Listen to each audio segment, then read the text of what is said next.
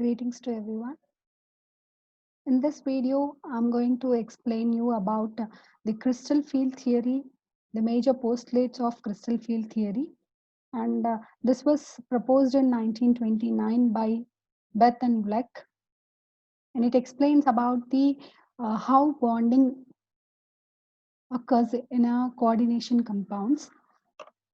And before we go to the postulates of the crystal field theory, one must understand what are coordination compounds or complex compounds and what type of metal atoms are there in a complex and what are ligands. So let me first explain you that first and then we move on to the postulates. So the coordination compounds or the complexes, they will retain their identity even after dissolving in water. If I take this complex which is listed over here, if I dissolve this in water, I can expect the presence of potassium should be identified, iron should be identified, and cyanide should be identified. But it doesn't happen. If I test that sample, I don't get the presence of iron and cyanide individually, but they exhibit the presence of ion together, which is called a complex ion, and that compound, such type of compounds which can have complex ion in its structure, all called as complex compounds or coordination compounds. And in that coordination compounds, there are two groups. One is a central metal atom and the other is complex ion. And this center metal atom, generally it can either exhibit in the form of an stable positive oxidation state or it can be neutral. And if you take the ligands are the atoms or the molecules which can capable of donating a pair of electrons to the central metal atom. And it can be any donor atom, it may contain any donor atom, it can be nitrogen, oxygen, sulfur, any halides, and depending on the number of donor atoms in a molecule or in if you consider an atom, how many number of donor atoms are there in a ligand, they can classify into different categories. So one of such category is unidentate. Unidentate means that ligand will have only one donor atom. You can take any elemental ligands like fluoride, cyanide, bromide, hydroxide, cyanide. These are all comes under this category of unidentate ligand. If a ligand contains two donor atoms, then it is named as bidentate.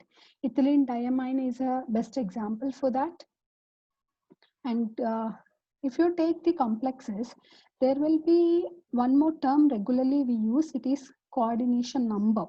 It's a number of ligands attached to the central metal atom. If I take this complex, the coordination number is 2. So the number, how many number of ligands are attached to a particular compound or a particular metal ion, that is what named as a coordination number. It just varies from one complex to the other complex. Let's move on to the salient features or the main postulates of the crystal field theory.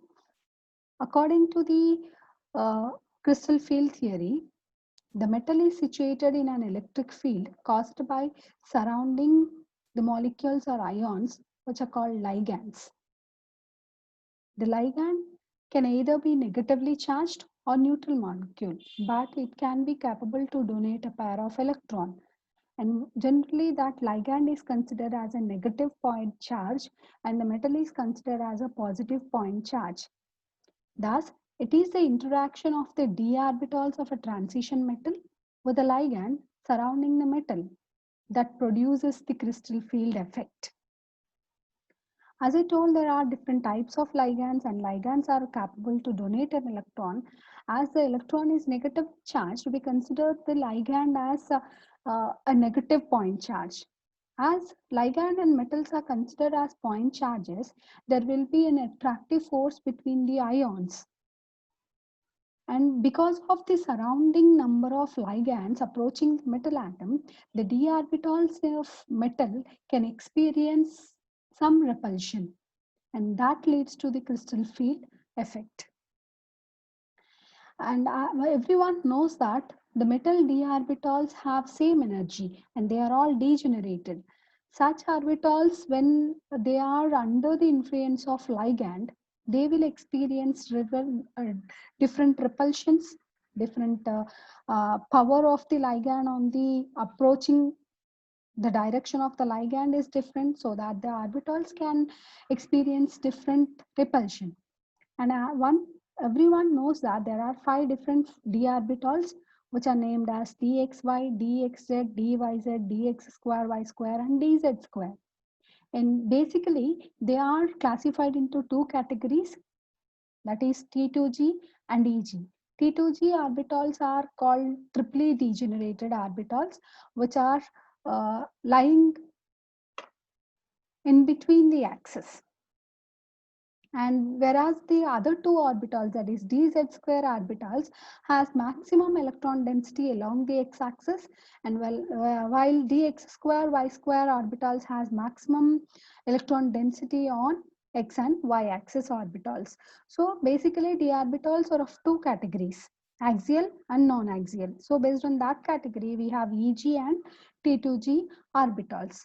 And based on the approach of the ligand, either one of the categories of T2G and EG orbitals can experience more repulsion and the other will experience less repulsion. Obviously, the one which experiences more repulsion, its energy will be raised and the other orbital's energy will be reduced. So there will be a crystal field splitting. This concept is called as crystal field splitting.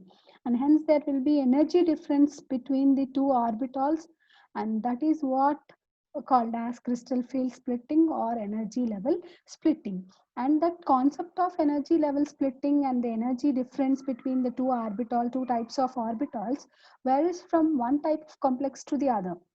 And the octahedral way may have one type of splitting, and tetrahedral exhibit different, and square planar may have the magnitude of splitting different, because the approach of the ligand is different in the different complexes. Let's discuss how the octahedral or tetrahedral or square planar complexes behaves when the ligand is approaching in next video. Thank you.